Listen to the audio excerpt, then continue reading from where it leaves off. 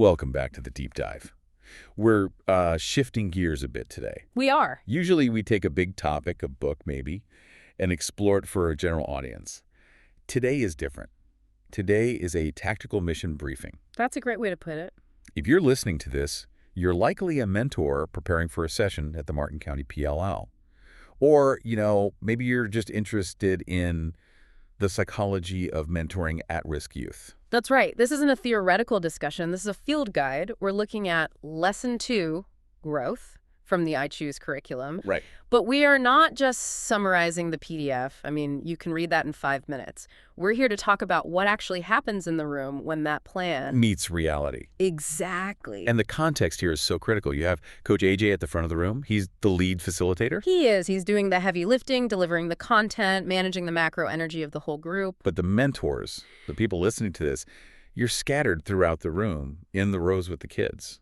And that dynamic is where the magic really happens.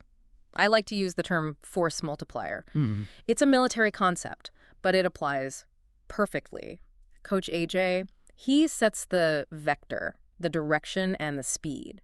But you, the mentor, you provide the mass and the stability. So if AJ throws out a big concept like personal growth, It might just bounce right off a 14-year-old's forehead. Your job as the mentor is to make sure it sticks. You stabilize the tone. but I love that distinction. So you aren't an assistant. You're not there to hand out pencils or shush people. Yeah. You're a co-pilot. You're co-owning the energy. Precisely. And this week, the topic is growth. The central metaphor the curriculum uses, it's gardening. Seeds, soil, time, weeds. Right. And on the surface, if you just glance at the handout, it looks a little, A little soft. a little bloom where you are planted, like a greeting card. It does. It feels very safe. But having looked through this, if you actually dig into the psychology behind that metaphor, it's surprisingly aggressive. It really It's about agency. It's about cutting things out of your life. It's about the pain of waiting. It is aggressive. And that's where we should start, with our session North Star. If a mentor walks into the PAL facility tonight, what's the one psychological shift they are trying to engineer? The source material draws a really hard line between going through life and growing through life. That's the shift. It's a simple linguistic trick, but the distinction is vital. Most of the youth in this program are just in survival mode. They are going through it. Life is happening to them. Yes. They're passengers in a car driven by their circumstances, their parents, the school system, the court system. Right. You hear it in their language. I got in trouble because he started it, Yeah. and I failed because the teacher's unfair. That's the going through mindset. It's entirely external. An external locus of control. Exactly. The growth lesson is designed to shift that to an internal locus of control.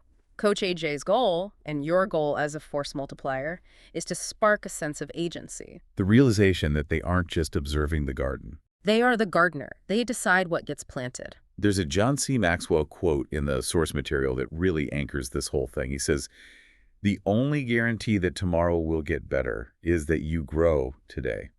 And I want to pause on that word guarantee. Yeah. That's a high-stakes word to use with this specific demographic. Their lives do not have many guarantees. No, usually it's the opposite. The only guarantee is that things might change unexpectedly for the worse. So when you hear AJ read that quote from the front, don't just let it fly by, watch the room. That concept that they have the power to guarantee a better tomorrow by their own actions today, that's radical. It might even be offensive to some of them who feel totally trapped. It could be. So practically, what do you do in that moment if the energy gets weird?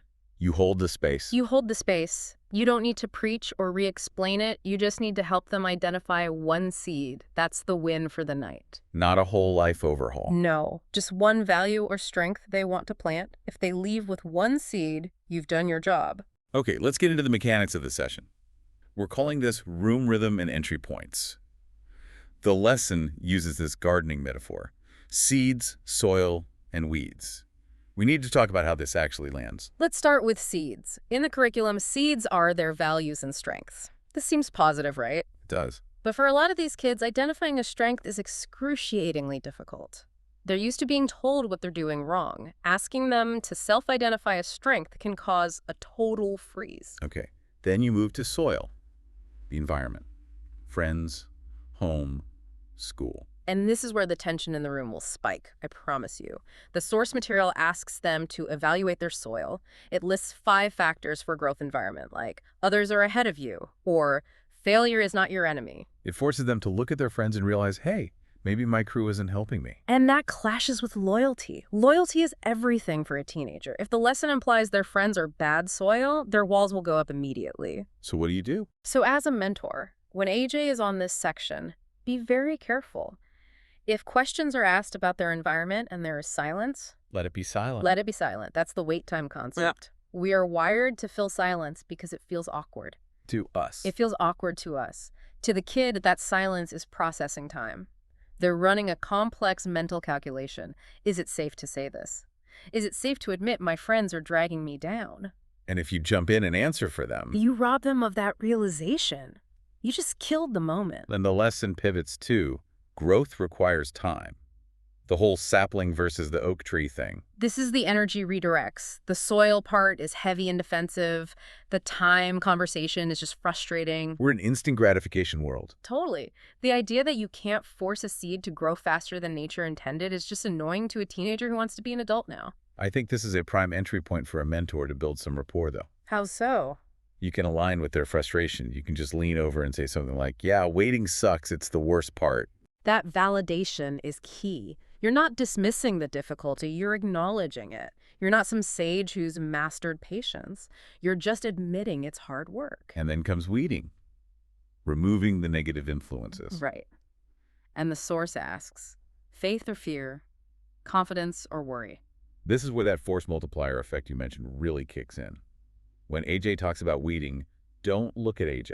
Look at the kids. Yes. You are looking for the tell. The kid who suddenly gets really interested in his sneakers. The one who shifts his chair away from his neighbor. They just realize they have a weed in their circle. And you don't call it out right then. Please don't. You just file it away. That's a door you can knock on later, during small group time or even in a future session. Okay, let's go deeper on that. We've got a section here called Signals to Listen For. We're basically trying to teach mentors to be, I don't know, emotional seismographs. Seismograph is good.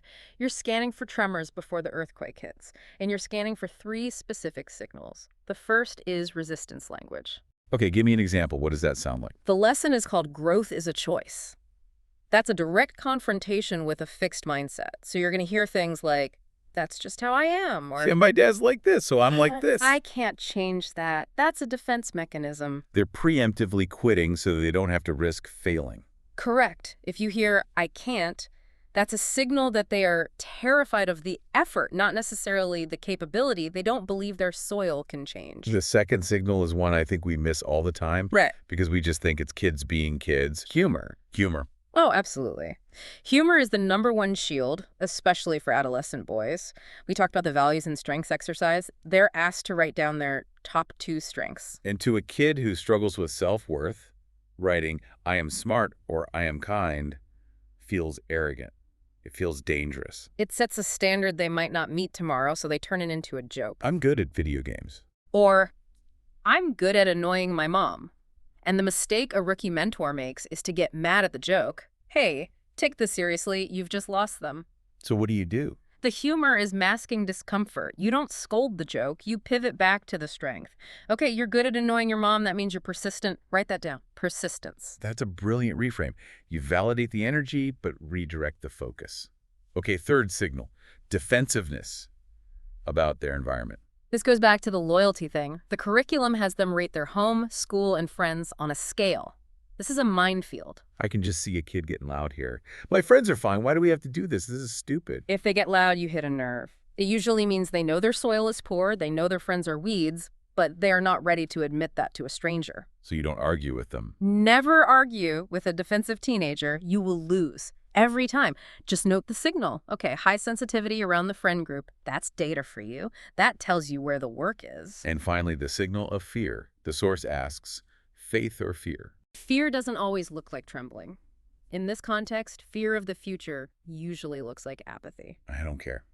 It doesn't matter. Whatever. Whatever is the ultimate shield, isn't it? It protects you from disappointment. Whatever translates to, I am terrified that if I actually try to grow, I will fail, and that will prove I'm worthless, so I will pretend I don't care. So when you hear, I don't care. You translate it to, I'm scared? And you don't push harder, you soften your approach. Okay, so we've got the radar up. We're picking up these signals. Let's talk tactics. High leverage mentor moves. What do we actually say? All right, move 1. The strength spotter. We talked about the kids staring at the blank page when asked for a strength. The temptation is to save them. Oh, you're great at basketball. Why is that bad? It seems like a compliment. It's cheap candy. It feels good for a second, but it has no nutritional value because you gave it to them. They didn't find it. And usually we compliment things they already know. You're tall. They know that. It doesn't require any introspection, so what's the move? Curiosity. Ask a question that forces them to scan their own database.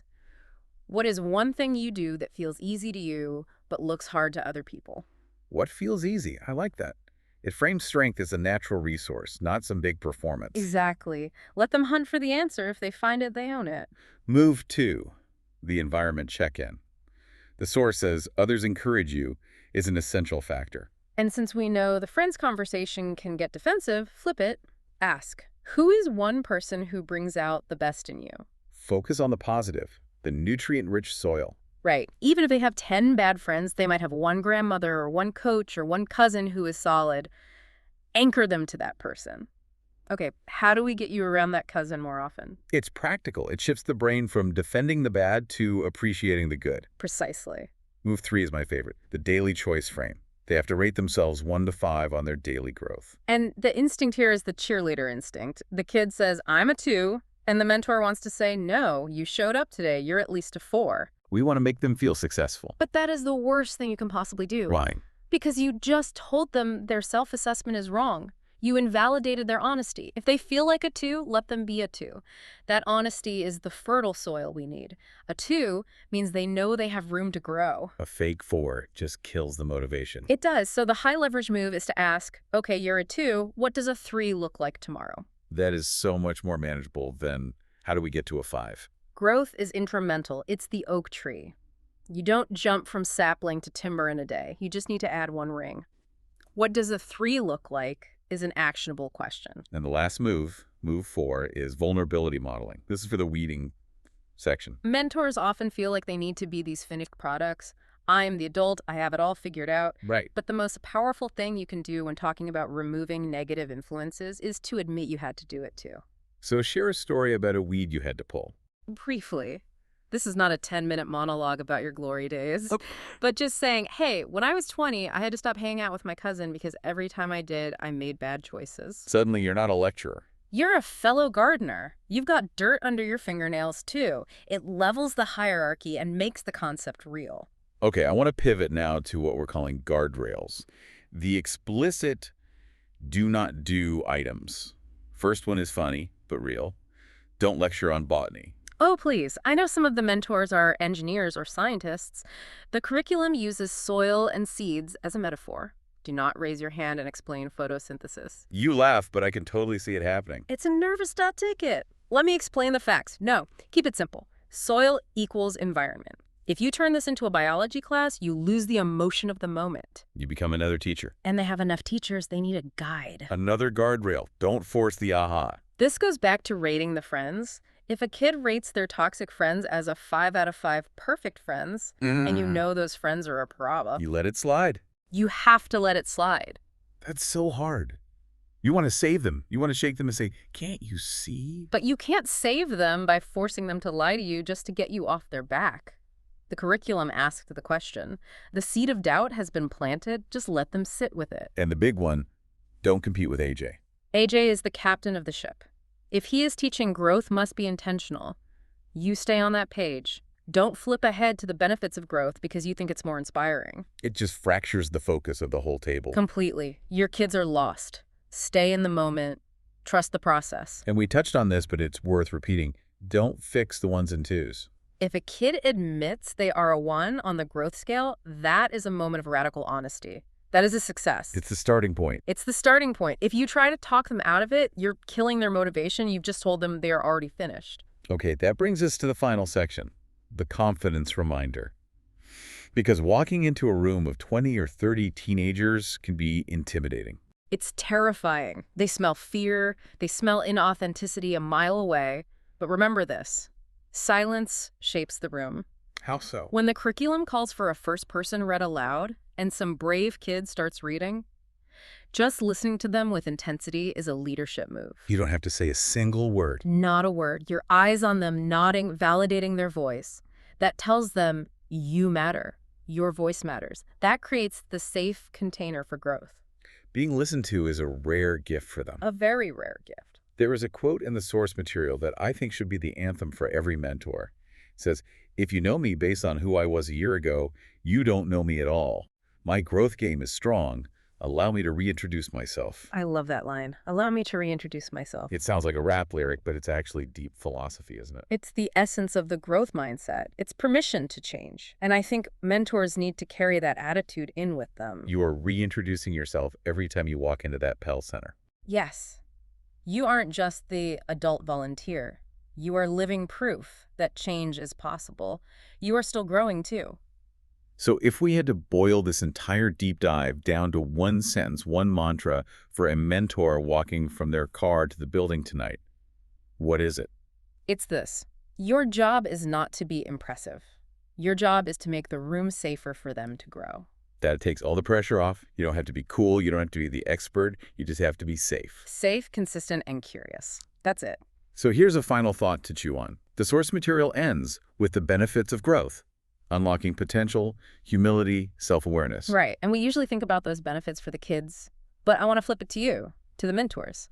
If you really lean into this session, if you actually do the internal work alongside them, if you look at your own soil, your own weeds, what harvest are you going to see in yourself? Because the mentor who stops growing loses the ability to lead. 100%. If you aren't weeding your own garden, you have no business telling them how to weed theirs. The kids will know if you're faking it. That's the challenge. Mentors, go before us multipliers. Good luck in there. See you there. Thanks for listening to The Deep Dive.